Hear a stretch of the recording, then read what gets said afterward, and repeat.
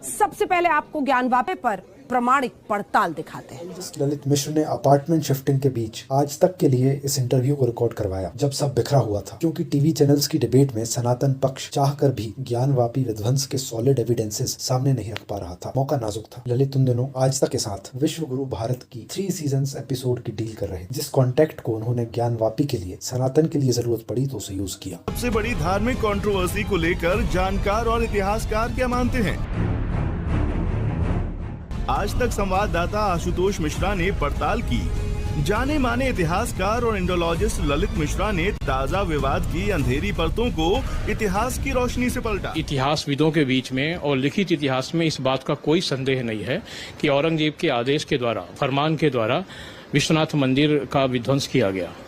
और इसके बारे में जो लेटेस्ट डॉक्यूमेंट हमें मिलता है वो है मसीरे आलमगिरी। जब इंडोलॉजिस्ट ललित मिश्र ने मसीरे आलमगिरी का एविडेंस सामने रख दिया तो फिर सबने उसे कॉपी किया। आर्कियोलॉजिस्ट के मोहम्मद, आनंद रंगनाथन, विक्रम संपत, सुधांशु त्रिवेदी, रुचिका शर्मा और फिर मसीरे आलमगिरी सारे टीवी चैनल में, सारे इंस्टीट्यूशंस में, पूरे भारत में चर्चा का विषय बन गई। मसीरे आलमगिरी करके किताब है। मसीरे आलमगिरी को लिखा गया। जो मसीरे आलमगिरी में लिखा हुआ है। हिंदू पक्ष के दावों को दम मिलता है किताब मसीरे आलमगिरी से। वही किताब जिसके पेज नंबर 52 और 53 में औरंगजेब द्वारा बनारस के मंदिरों के गिराने का आदेश मौजूद है। हालांकि इतिहास में ये जानकारी दर्ज नहीं है कि मस्जिद का निर्माण कब हुआ और तोड़े गए मंदिर के शिवलिंग का क्या हुआ। हिस्टोरिकल तो नहीं, किंतु आख्यानों में ये बात है कि शिवलिंग को बचाने की कोशिश की गई थी और पंडितों ने, जो मंदिर के जो पंडित थे, उन्होंने शिवलिंग को कहीं छुपा दिया था। ज्ञानवापी में कोई फव्वारा था, इसके भी कोई ऐतिहासिक प्रमाण मौजूद नहीं है। ज्ञानवापी में फव्वारा फंक्शनल था, इसका भी कोई रिकॉर्ड हमें नहीं प्राप्त हुआ अब तक। इतिहासकार ललित मिश्रा मानते हैं कि संभवतः जिस तरफ नंदी का मुख है उसी तरह ही प्राचीनतम विश्वेश्वर मंदिर हुआ करता था, जहां फिलहाल मस्जिद मौजूद है। इस किताब के अनुसार 8 अप्रैल 1669 को औरंगजेब ने एक फरमान जारी किया जिसके अनुसार उनके 3 प्रांतों में, 3 प्रोविंस में, टट्टा, मुल्तान और स्पेशली बनारस के मंदिरों को ध्वस्त करने का आदेश दिया गया। ये हैं ज्ञानवापी मस्जिद के इमाम अब्दुल बतिन नौमानी। जब औरंगजेब का ज़माना आया तो इमारत कमज़ोर होने पर और ज़रूरत पड़ने पर उसको मौजूदा इमारत औरंगजेब ने बनवाई। लेकिन अब यह कहना है कि ये मंदिर तोड़ कर, भाई सवाल ही नहीं में, वहाँ खुद पहले से जब मस्जिद थी तो फिर कैसे ये कहा जा सकता है कि मंदिर तोड़कर बनवाई गई। सब अब काशी के मामले में फूंक फूंक कर कदम रख रहे हैं। संवाददाता आशुतोष मिश्रा इसी बारे में जानने के लिए इतिहासकार और इंडोलॉजिस्ट ललित मिश्रा के पास पहुंचते हैं, जो हमें मसीरे आलम नाम की इतिहास की उस किताब का हवाला देते हैं जिसमें औरंगजेब के तमाम फरमान दर्ज होने का दावा है। बहुत ध्यान से इतिहास की किताब के पन्ने और बयान इतिहासकार का सुनिए।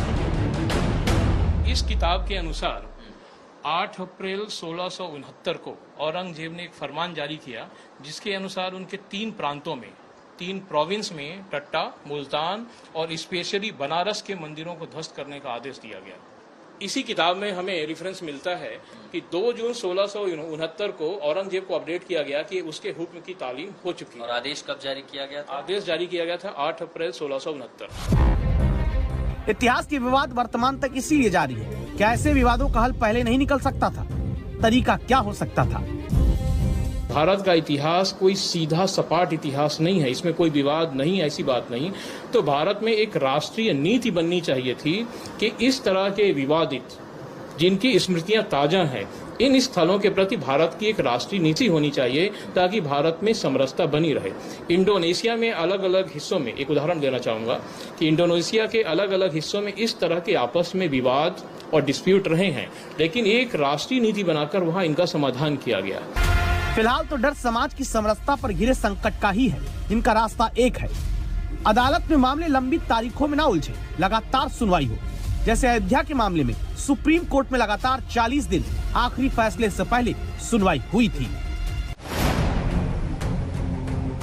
इंडोनेशिया में अगर राष्ट्रीय नीति के तहत मिलकर सभी ऐतिहासिक विवादों का समाधान कर सकते हैं तो भारत में क्यों नहीं? क्या इसलिए कि यहाँ सिर्फ धर्म नहीं है, धर्म के साथ राजनीति भी है। मंदिर ये तोड़ा है बनारस का जी है, एक मथुरा का है, वो केशव राय का बहुत बड़ा टेम्पल था, वीर सिंह बुंदेला ने बनाया था, जहांगीर को बनाया। इतिहासकारों ने अभी तक सब चीज छिपाई। अगर आप इतिहास में जाएं तो आपको मिलेगा कि ये तो मंदिर तोड़ के बनाई गई थी। डिनायल मोड में रहे इतिहासकार अभी तक। हिस्टोरियंस दोनों इरफान हबीबों का पहला सरेंडर जो पिछले 50 साल में कोई और नहीं कर सका। दोनों इरफान हबीबों ने राम जन्मभूमि बाबरी मस्जिद मामले में बाबरी मस्जिद कमेटी का साथ दिया था, लेकिन तब सनातन के पास ललित मिश्र नहीं थे जो आज हैं। दिखाए गए सबूत का इतना ज्यादा प्रेशर पड़ा कि दोनों हबीबों को कैमरे पर आकर सच को स्वीकार करना पड़ा कि ज्ञानवापी दरअसल शिव मंदिर ही था। इतिहास के पन्ने जब खुलने शुरू होते हैं तो सच और झूठ का फर्क साफ हो जाता है। शाहजहां के शासनकाल में 1632 में पीटर मुंडी नाम के एक ट्रेवलॉगर भारत आया। ब्रिटिश यात्री पीटर मंडी ने अपनी किताब the travel of Peter Mandi in Europe and Asia 1608 से 1667 में लिखा है, बनारस में सबसे प्रसिद्ध मंदिर विश्वेश्वर महादेव। मैं उसके अंदर गया। बीचों बीच एक ऊंची जगह पर एक लंबोदरा सादा पत्थर है। उन पर लोग नदी का पानी, फूल, अक्षत और घी चढ़ाते हैं। उस सादी मूर्ति को लोग महादेव का लिंग कहते हैं। इस लिंग के सामने लोग अपनी सुरक्षा और वंश वृद्धि की कामना करते हैं। महिलाएं अपने बच्चों को रोग मुक्त कराने के लिए यहाँ पर लाती हैं। पीटर मंडी औरंगजेब द्वारा जारी किए गए फरमान के पहले ही भारत आया था, अतः उसने जो देखा वह विश्वनाथ मंदिर में हो रही पूजा का सजीव वर्णन है। इस तरह के वर्णन हमें भारतीय तीर्थयात्रियों द्वारा दिए गए विवरण से भी मिलते हैं, जिसमें से अति महत्वपूर्ण है 16वीं शताब्दी के दत्तात्रेय संप्रदाय के सन्यासी गंगाधर सरस्वती द्वारा दिया गया वर्णन, जिसके अनुसार ज्ञानवापी में स्नान ध्यान करने के पश्चात नंदिकेश्वर का दर्शन और उसके पश्चात तारकेश्वर का दर्शन तथा फिर भगवान विश्वनाथ जी का दर्शन करके यात्री जाया करते थे। ये सभी भारतीय और विदेशी वर्णनों से इस बात की पुष्टि होती है कि वहाँ विश्वनाथ मंदिर एवं शिवलिंग की पूजा अर्चना चल रही थी। आजादी के पहले काशी विश्वनाथ मंदिर और ज्ञानवापी मस्जिद का मामला 1936 में कोर्ट तक पहुंचा था। तब मुस्लिम पक्ष ने पूरे परिसर को मस्जिद करार देने की अपील की थी। इस पर 1937 में वाराणसी जिला अदालत ने जो फैसला सुनाया वो आपको जानना चाहिए। अदालत ने मुस्लिम पक्ष के दावे को खारिज करते हुए कहा, ज्ञानकूप के उत्तर में ही भगवान विश्वनाथ का मंदिर है, क्योंकि कोई दूसरा ज्ञानवापी कूप बनारस में नहीं है। जज ने यह भी लिखा है कि एक ही विश्वनाथ मंदिर है और ज्ञानवापी परिसर के अंदर ही। कोर्ट सबूत देखता है और सबूत एक नहीं ढेरों है। मुस्लिम समाज का एक पक्ष ये भी मानता है कि जमीन का हिस्सा हिंदुओं को वापस कर देना चाहिए। सुनिए। अब तो हमारे मुस्लिम समाज को, हमारे उलमाओं को, हमारे धर्म गुरुओं को समझना चाहिए कि किसी भी कब्जा की हुई ज़मीन पर, किसी भी छीनी हुई जगह पर बलपूर्वक अगर वहाँ पर कब्जा किया गया है तो हमारे इस्लाम में वहाँ पर नमाज पढ़ना हराम है। इसीलिए अगर ये बात साबित होती है तो हमारा मुस्लिम समाज, हमारे धर्म गुरु, हमारे उलमा उस ज़मीन को हिंदू पक्ष को वापस कर दें।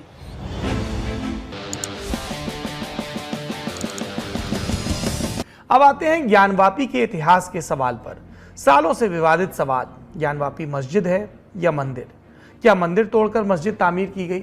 मस्जिद कब बनी? तो मस्जिद के बारे में कई दावे हैं, पर मस्जिद का नाम ज्ञानवापी कैसे हो गया? तमाम सवालों के अक्स में इतिहासकार भी उधेड़बुन में हैं, सबके अपने अपने दावे हैं। इसकी जानकारी के लिए महत्वपूर्ण दस्तावेज है मासिर आलमगीरी। इसका खूब जिक्र आता है। इसे आलमगीर यानी औरंगजेब के दिए फरमान इसमें दर्ज किए गए हैं। मासिर आलमगीरी फारसी में लिखी गई थी, जिसे साकी मुस्तैद खान ने लिखा था। इतिहासकार ललित मिश्र मंदिर को तोड़ने की कहानी बता रहे हैं, सुनिए। इस्लामिक ग्रंथों में जो लिखे गए उनमें से जो लेटेस्ट है ये मसीर आलमगीरी, 16वीं सदी का। 16वीं सदी का। जब हमारे ज्ञानव्यापी के बारे में आधुनिक डॉक्यूमेंट आया, उसी के बाद ये मुगलों द्वारा तैयार किया दस्तावेज है। जी हाँ। इसका दस्तावेज क्या कहता है? ये जो दस्तावेज है इसका 1947 में सर जदुनाथ सरकार ने इसका अंग्रेजी में अनुवाद किया था। ये कहता है कि 8 अप्रैल 1669, वो पन्ना देखने की कोशिश करते हैं, 8 अप्रैल 2000 पन्ना, और ये भी है 1658 से लेके 17वीं सदी तक के। ये औरंगजेब के कोर्ट में जो आदेश दिए गए हैं उनकी एक क्रोनोलॉजिकल रिकॉर्ड है, जहां पर बनारस को लेकर के, टट्टा को लेकर के, मुल्तान को लेकर के वो आदेश जारी किए गए थे। इस किताब के अनुसार 8 अप्रैल 1669 को औरंगजेब ने एक फरमान जारी किया, जिसके अनुसार उनके 3 प्रांतों में 3 प्रोविंस में टट्टा, मुल्तान और स्पेशली बनारस के मंदिरों को ध्वस्त करने का आदेश दिया गया। ये औरंगजेब का फरमान है। फारसी में लिखे एक पत्र को साझा कर कहा जा रहा है कि इसमें मंदिरों को तोड़े जाने की जानकारी उस वक्त दी गई। इस पर Persian expert professor Arif Ayubi, उनका भी एक पक्ष है, वो क्या कह रहे हैं सुनिए। इसके ऊपर मेरा कोई कमेंट नहीं है कि कारपरदान मजदूरों की मदद से काशी विश्वनाथ के बुतखाने को मुनहदिम कर दिया गया। यानी फिर से अगर हम थोड़ा सा जानना चाहें कि इसको आसान शब्दों में क्या कहा जाएगा, क्या इसका एग्जैक्ट ट्रांसलेशन है? एग्जैक्ट ट्रांसलेशन तो यही बना है कि काशी विश्वनाथ की तौहीद परस्तों, मतलब ये कि अल्लाह वालों कह लीजिए आप इसको, तौहीद परस्त जाहिर है जो वन गार्ड में जो अपना रखते हैं अकीदा, ठीक है, वो उनकी के मददगार हैं और उनकी खिदमत, उसकी खिदमत में ये अर्ज़ है कि हुक्म क़ज़ा से मज़दूरों की मदद से काशी विश्वनाथ के बुतखाने को तोड़ दिया गया।